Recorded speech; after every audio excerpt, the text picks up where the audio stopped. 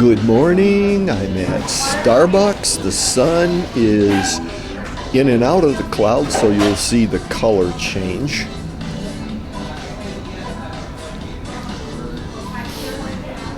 My last three posts, I made a connection to the spirit world, and I'd like to talk a little bit about the spirit world. Ephesians 6 tells us, "For our struggle is not against flesh and blood, but against the rulers, against the powers, against the world forces of this darkness, against the spiritual forces of wickedness in heavenly places."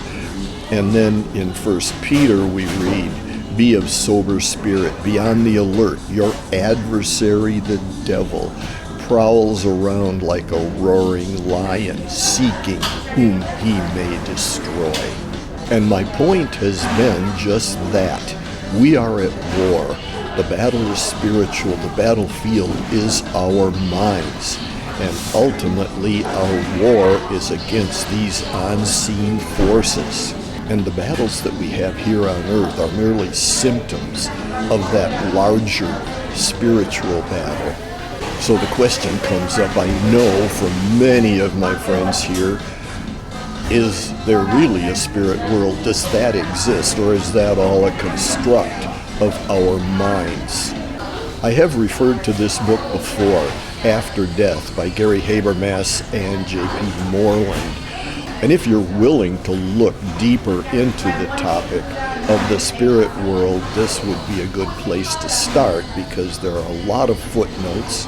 It talks about both the frequency of out-of-body experiences and near-death experiences, which is really surprisingly large, and how it has been confirmed in some out-of-body experiences that a consciousness of this person, supposedly dead in one room, was living and observing in another room.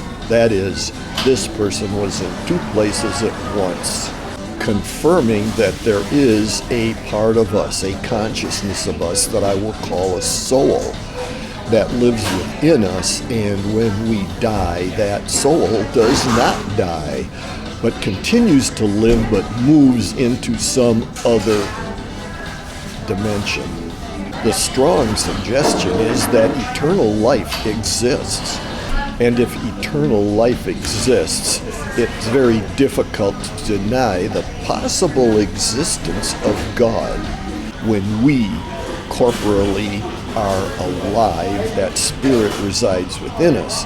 When this body dies, that spirit leaves. It doesn't die, it leaves and continues to live on.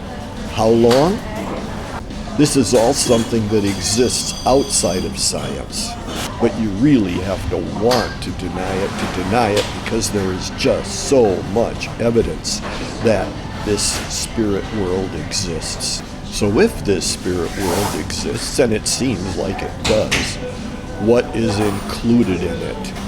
And from that basis, I go to those two Bible verses that I just referenced.